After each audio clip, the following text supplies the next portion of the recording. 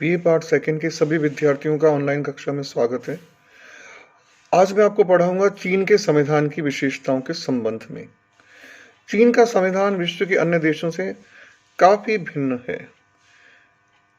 1949 में 1949 में चीन में साम्यवादी क्रांति हुई थी और उस साम्यवादी क्रांति का नेतृत्व किया था माओ से तुंग ने, और उस क्रांति के पश्चात चीन एक साम्यवादी राष्ट्र बन गया। 1949 में जो संविधान लागू हुआ था, आगे चलकर उसको सस्पेंड किया गया। अनेक दूसरे संविधान समय समय पर आए। वर्तमान में चीन का जो संविधान चल रहा है वो 1982 से चल रहा है। 4 दिसंबर 1982 को ये संविधान लागू हुआ था, जो आज भी चीन में लागू है। तो हम यहाँ पर 1982 में चीन में जो संविधान लागू हुआ और जो अभी तक चल रहा है उसकी प्रमुख विशेषताओं के बारे में पढ़ेंगे। सबसे पहले, हर संविधान की तरह चीन के संविधान में भी एक प्रस्तावना दी गई है, लेकिन उसकी प्रस्तावना में जो बात कही गई है स्पष्ट रूप से वो यह है कि चीन कार्ल मार्क्स, लेनिन और माओ से तुंग की विचारधारा पर चलेगा। यानी कि प्रस्तावना में स्पष्ट रूप से चीन की विचारधारा को परिभाषित कर दिया गया है कि चीन कार्ल मार्क्स, लेनिन और माओ से तुंग की विचारधारा से हमेशा संचालित होगा। दूसरी बात जो है चीन के संविधान की विशेषता की, कि ये लोकतंत्र का दावा करता है संविधान। और एक अजीब सी बात है कि यहाँ पर अलग तरह का लोकतंत्र है, अर्थात यहाँ पर हम कह सकते हैं लोकतांत्रिक तानाशाही जैसी स्थिति है। यद्यपि चीन का यह संविधान भी जनता में ही संप्रभुता निहित करता है, लेकिन चीन के संविधान की कई ऐसी विशेषताएं हैं जो व्यवहार में इसे उदारवादी लोकतंत्र से बिल्कुल अलग कह सकते हैं। हम ये कह सकते हैं यहाँ पर साम्यवादी मॉडल का एक अलग तरह का तथाकथित लोकतंत्र है। और ये क्यों मैं कह रहा हूँ, क्योंकि जो अगली विशेषता है चीन के संविधान की उससे आपको स्पष्ट हो जाएगा। जो सबसे बड़ी बात ये होती है लोकतंत्र में कि 2 या 2 से अधिक दल होते हैं जो आपस में चुनावों में प्रतियोगिता करते हैं, परंतु चीन में ऐसा नहीं है। चीन के संविधान में केवल एक राजनीतिक दल को मान्यता दी गई है और वो है चीन का साम्यवादी दल। और साम्यवादी दल ही चुनाव लड़ सकता है और साम्यवादी दल के लोग ही महत्वपूर्ण पदों पर पहुंच सकते हैं। चीन के संविधान में स्पष्ट किया गया कि चाहे राष्ट्रपति का पद हो, चाहे प्रधानमंत्री का पद हो, जिसे वहां प्राइमर कहा जाता है, उन सब पर साम्यवादी दल के शीर्ष नेता ही पहुंचेंगे। तो देखें तो हम कहने को चीन के अंदर लोकतंत्र है, लेकिन व्यवहार में वहां एक दलीय पद्धति होने के कारण एक ही दल यानी कि चीन के साम्यवादी दल का वर्चस्व रहता है और किसी भी अन्य दल को पनपने का वहां मौका ही नहीं दिया जाता है।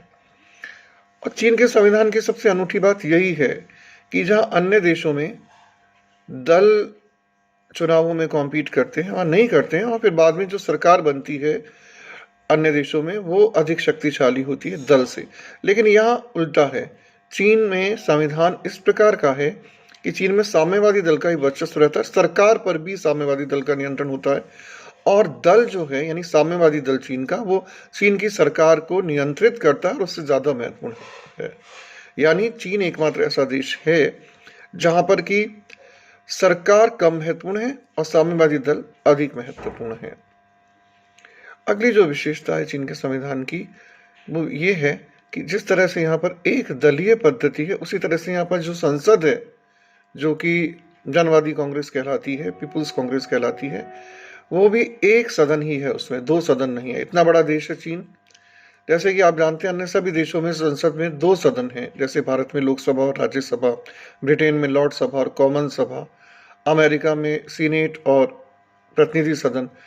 लेकिन चीन में एक ही सदन है और उस सदन की संख्या काफी ज्यादा है, 3000 उसमें अधिकतम सदस्य हो सकते हैं। लेकिन फिर से वो 3000 जो सदस्य होते हैं वो एक ही दल के होते हैं, साम्यवादी दल के होते हैं।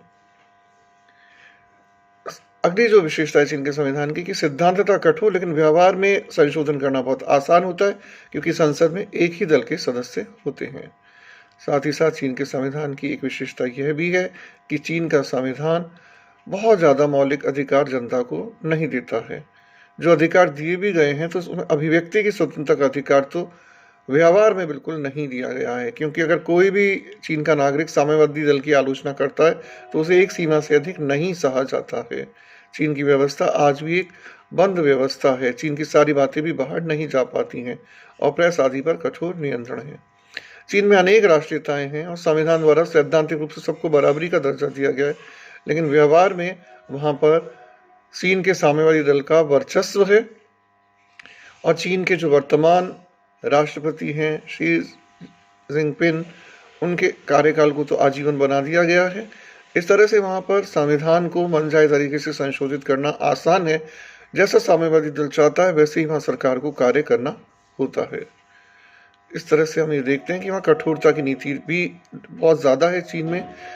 चाहे जनसंख्या नियंत्रण में चीन का हम काम देखें तो वहाँ पर जिस तरह से लंबे समय तक एक दंपत्ति के एक संतान का सिद्धांत चलाया गया, वो अपने आप में एक मिसाल है। या अभी जब कोरोना संकट जो चीन से ही प्रारंभ हुआ था, उसको निपटने के लिए जिस तरह से कठोर उपाय किए गए, कठोर लॉकडाउन लगाया गया, तो वहाँ की जो हम देखते हैं कि नीतियां हैं वो अत्यंत कठोरता के साथ लागू करने की शक्ति सरकार के पास रहती है, जो कि भारत जैसे लोकतांत्रिक देश में बहुत कठिन हो जाता है। तो चीन का संविधान और संविधान का क्रियान्वयन निश्चित रूप से अन्य देशों से काफ़ी अलग है।